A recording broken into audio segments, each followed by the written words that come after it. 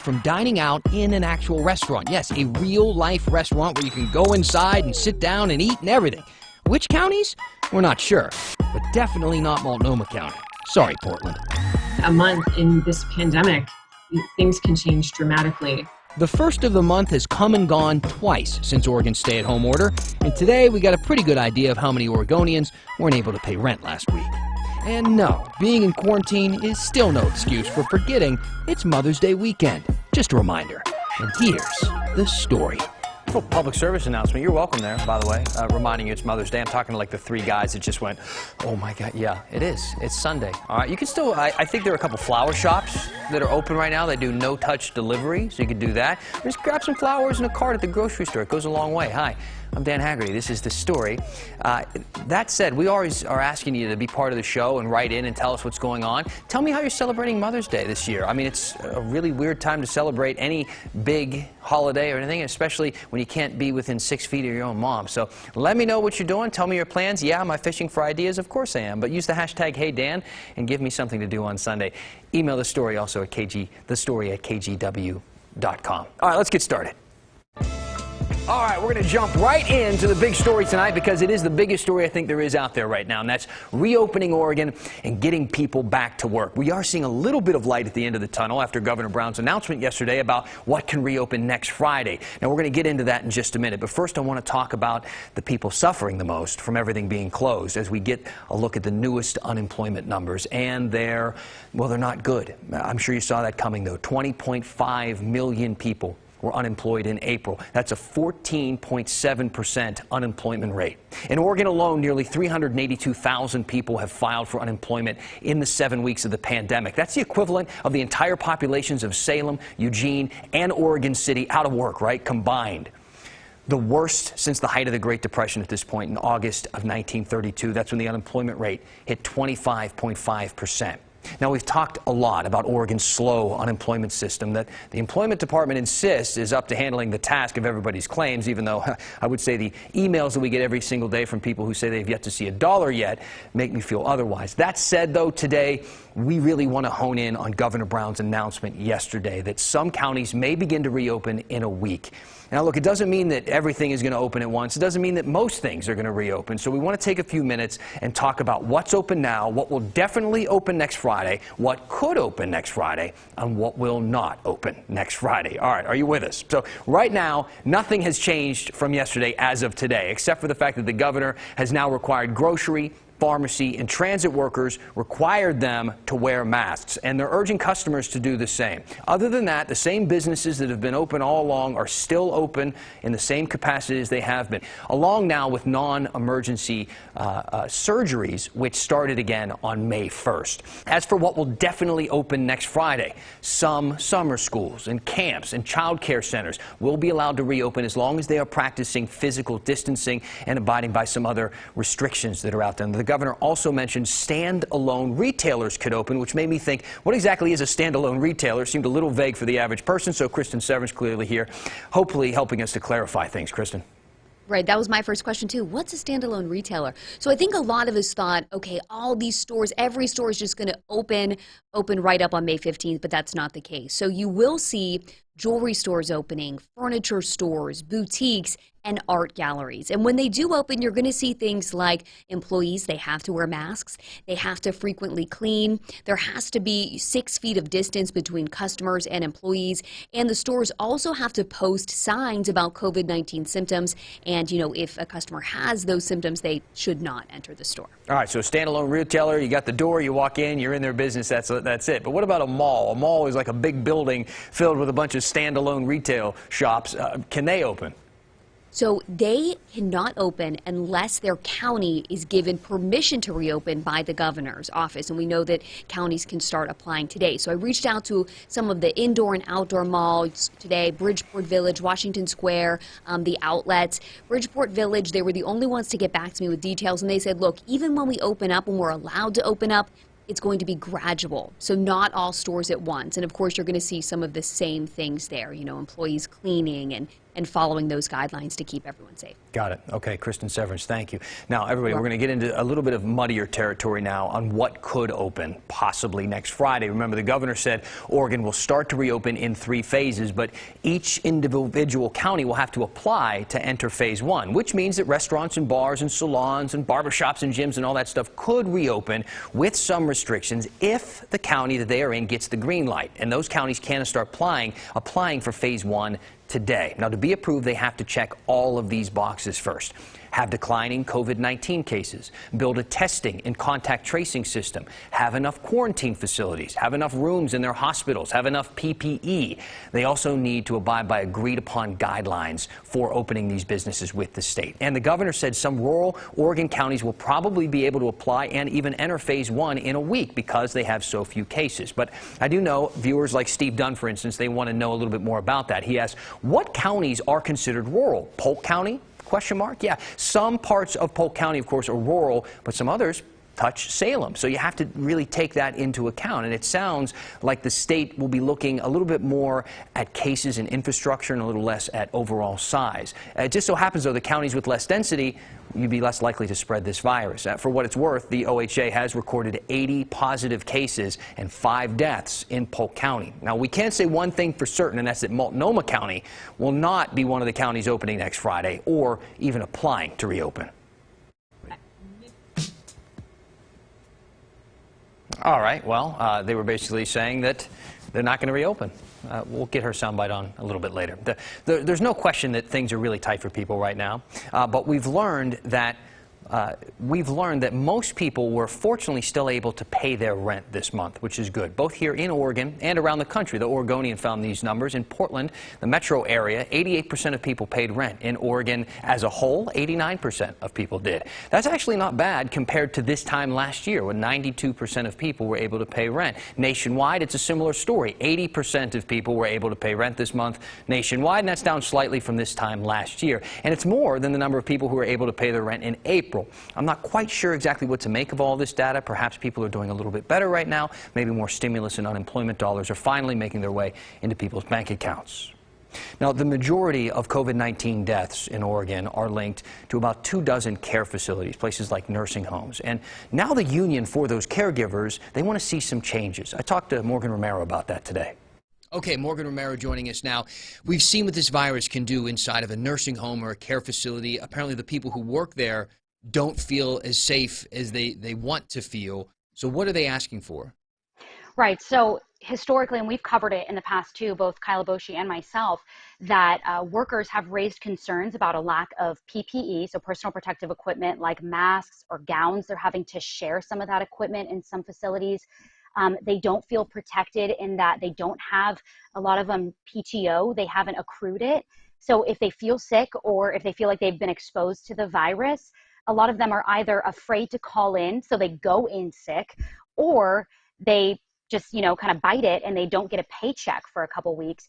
In addition to that, they're really, really wanting hazard pay. They kind of equate themselves, obviously, to healthcare workers. Like a woman I interviewed today is a CNA, and so she is a healthcare worker on the front line, and she's not getting hazard pay. So they really want that as well. They also want access to testing at facilities because, domino effect, right? Of if you haven't tested and you haven't been tested positive and you don't know if you have the virus, how can you then get awarded that time off? So it's this really kind of complicated web, and the union, SEIU 503, is really pushing for changes in the industry right now. So really, all the things we're talking about kind of vary at this point from facility to facility. They want the government to step in and kind of put a blanket over all of it as to getting everybody on an even playing field. Where do they stand right now? Where is the process in them getting to the governor and having some action? Right. So they are negotiating with companies because the union has that bargaining authority. So they say they are talking to companies right now for some of those short-term problems like PPE and hazard pay. And they're hoping that some of these employers can at least give some long-term care providers hazard pay and PPE. But they did just today release a set of policy recommendations. And they said they share that with the governor, and they're sharing it with legislators essentially as we speak. And so they really just want to open that conversation up, and hopefully it can make some progress while this pandemic plays out. Got it. Morgan Romero, thank you.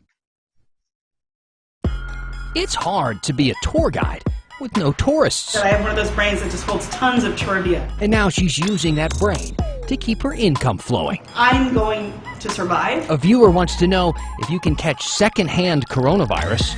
And they may be man's best friend, but they're not taking any chances. When the story continues.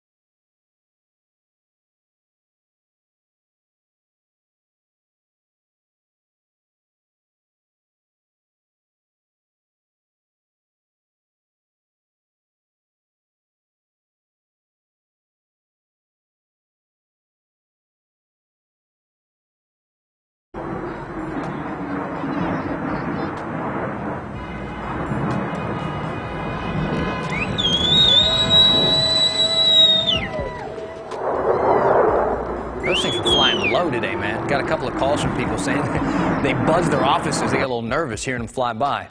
Nice salute to all of our people working on the front lines, though. Hey, welcome back. Thanks for writing in using the hashtag HeyDan or emailing us. Got an interesting question from a viewer named Rick I want to show you. He said, the other day I was walking at a Portland City park and detected the strong smell of cannabis, though no one was within sight. If you can detect the strong smell of cigarette or marijuana smoke, can the vapor be transmitting coronavirus? I'll be honest, when I first read this, I thought, come on, man, there's no way that could actually happen. But we ran it by some experts, and here's what we were able to find out. A couple of things. As you probably know by now, COVID-19 mainly spreads through droplets, those teeny tiny little droplets. You know, like, for instance, you breathe on a piece of glass or a window and it fogs up. Those are all the droplets. Now, some of those droplets can be let out, apparently, with secondhand smoke. So if you smell smoke, you could potentially be inhaling droplets. Now, based on everything that I've read, this type of transmission would be extremely, extremely rare, but technically possible. As you know, there are a lot of other reasons to avoid secondhand smoke aside from coronavirus, and the CDC also says smoking can weaken your immune system, which can make you more susceptible to catching and then having to fight this virus.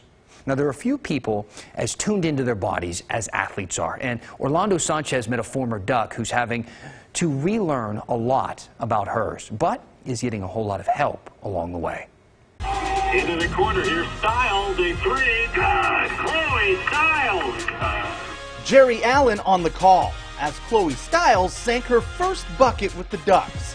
That audio clip was saved to her mom's phone more than 7 years ago. I know what I'm going to do with this. It's just going to be this happy little memory that I find on my phone every once in a while.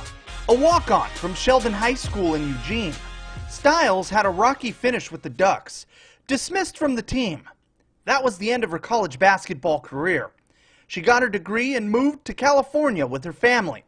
Last summer, her life changed forever. Not that long ago, I was a D1 athlete. Now I don't have a leg. It's like, God, it's still pretty crazy. It doesn't totally feel real. She was working at an adventure park when she fell off a zipline tower.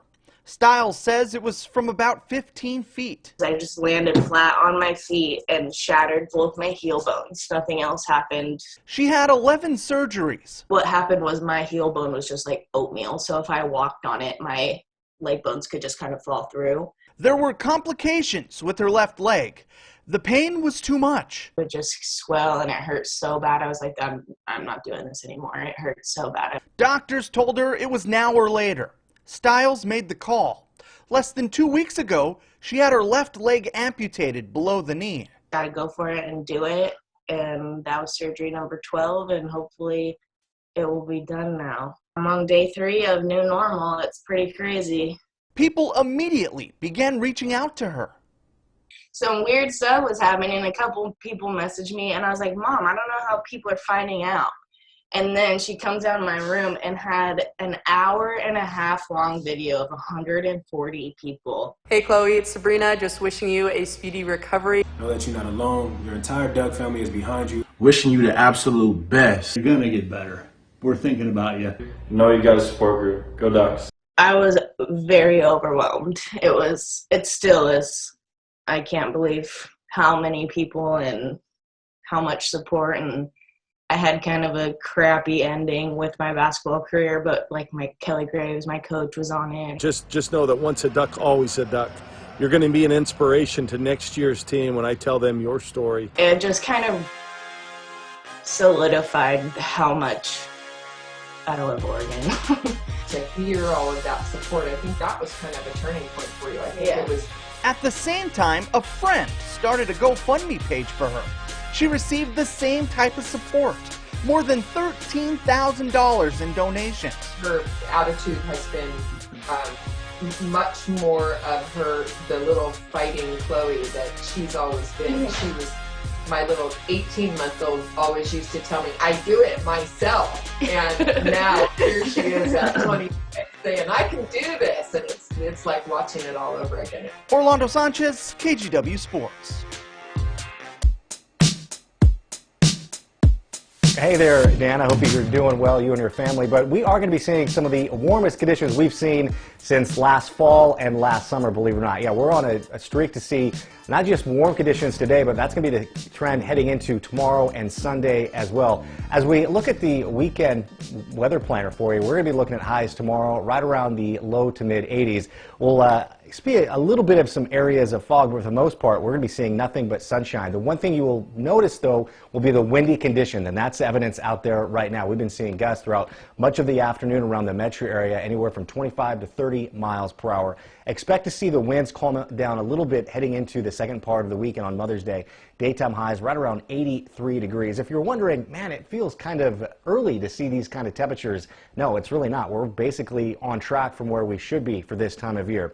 Typically, we see our first 80-degree day of the year around May 10th. Okay, here we are, May 8th. This the weekend, we're going to be anywhere from 80 to 85 degrees. Again, it is the warmest stretch we've seen so far this year, and already we've seen the warmest day of the year. We topped out about 80 degrees. Not only was it warm throughout the metro area, but it's also pretty warm along the Oregon coast. Temperatures right now are anywhere in the upper 70s to the low 80s. You can see over in, along Highway 26, Timber Junction, temperature of 77 degrees. And parts of Camas is looking about 80 degrees, and that's about kind of the trend throughout much of the metro area. Gusts have been anywhere from 25 to 30 miles per hour, and those windy conditions will be carrying over into late tonight and to much of tomorrow. But again, for Mother's Day, expect to see calmer conditions. And if you're wondering, hey, will this warm stretch carry over into next week and maybe be a sign of what we could be seeing for the summer? what we see this weekend has nothing to do with what we'll be seeing potentially heading into the summer months. So if you're hoping for a warm summer, the verdict on that is still out. I'll talk more about your detailed forecast during the 6:30 show. Back to you. We will enjoy it while we can. Joe Ranieri. Thank you, sir. A little Joe sighting tonight on the story. Appreciate it. Hey, we got a little update for you on one of the most popular places around here that, like everywhere else, you can't go right now. We're talking about the Oregon Zoo. They've been posting these really cute animal videos on social media, which have been adorable. But look, behind the scenes, they're really struggling. They do get some money from Metro, but more than half of their funding comes from people showing up there to go inside. It comes from admissions. So that is all gone right now, and they've had to lay off 300 people. Now, no matter how you feel personally about zoos, the fact of the matter here is that they've still got 2,500 animals that they have to care for and feed, and that is a lot of food, and it is not cheap. Just for the animal department, yes, personnel are probably the most expensive part, but then the next most expensive part is food, and then medication. Now, speaking of food, you would think that the most expensive animals to feed would be like, you know, the big guys, the elephants or the lions or something. But no, actually, it's these dudes, the sea otters and the seals. They eat a ton and ton of shellfish, which can be expensive. Now, beside the financial side of the things that they're dealing with, the zoo is also taking some extra precautions. Since those tigers, remember, at the Bronx Zoo tested positive for coronavirus, now they, at the Oregon Zoo, they're watching for symptoms in animals too and will test them if they seem sick. We already had our keeper teams in PPE around, elephants and primates, and we immediately put all of our mammal keepers for all the mammals, from, bats to seals to sea otters and elephants and tigers, in PPE. And one thing I think is so interesting here is that the zoo is actually studying how these animals behave without a bunch of people around watching them all day. You know who else isn't getting a whole lot of human visitors right now? Portland's ghosts. Yeah, that's right. KGW photojournalist Eric Patterson caught up with Tanya March, who leads Ghost and History walking tours with Slabtown Tours. But now, like everyone else, they're having to go virtual. Yeah, on Friday the 13th was my last tour. Tanya March? Well, it wasn't her month. My ghost tours usually sell out, and there was more ghosts than guests on that tour. She loves giving tours, telling stories of Portland's past, showing its unique features. We have a lovely little hole here for dogs to drink, the hole here for horses to drink, and the human that they've turned off because of the COVID-19 crisis. Sharing ghost stories, even the city's visitor log. In 1956, Willie Nelson, performed here. Ghosts don't scare her. It's one of her most popular tours. And I get to share and showcase the fact that I have one of those brains that just holds tons of trivia. COVID shutdowns don't either. I have patience and tenacity, so I'm going to be here when they come back. She's realizing the need to adapt in these uncertain times. My son, who's 12, who's at home, is a middle schooler. He and I have been creating a YouTube channel of little virtual history tours. And she already has. That means I'm going to sell t-shirts for my ghost tours that people can get a t-shirt to wear and then use that t-shirt as a ticket for a ghost tour in the future. That's what I'm going to do. I'm going to survive. Taking care of her kids, changing her business model, and working a side job. In the winter time, work at the Lloyd Center ice rink. Her tour business may be on ice, but Tanya keeps a smile on her face and looks forward to the day she can start taking reservations once again. A fun fact about Nob Hill is actually a shortened term for Nobility Hill. We snatched that term from San Francisco because real estate developers wanted people to say, hey, this is the next up-and-coming neighborhood for the wealthy. A wealth of optimism putting Tanya March on the top of her own hill. I think it's important to focus on the positive right now. Eric Patterson, KGW News. All right, after the break, keeping Portland weird by not taking any chances, not even with the family dog. We're finishing the story next.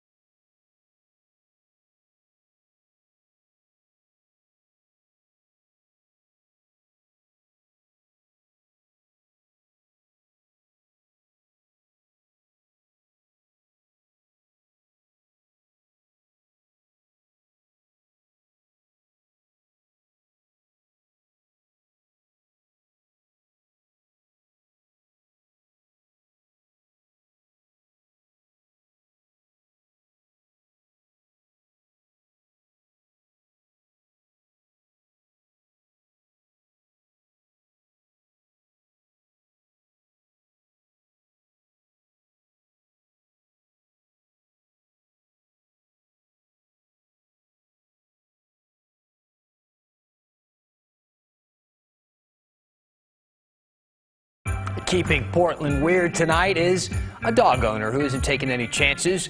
Man's best friend or no best friend, thanks to Sarah Magnuson for tweeting at us using the hashtag HeyDan. By the way, the good boy checked out just fine.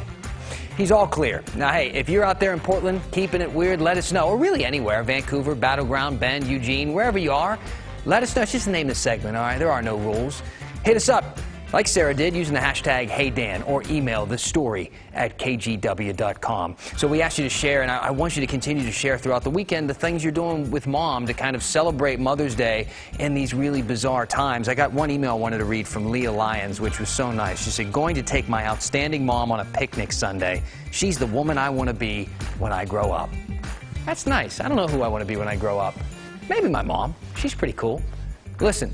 Have a great weekend. Enjoy yourselves. A lot of people still writing us about something we did last night when we had a little Joe Donlin cameo. You can find that online too, as well as the reopening story we are doing off the top that seemed to get cut short by some technical issues. We'll have that for you online as well. Have a great weekend. Happy Mother's Day. That's the story.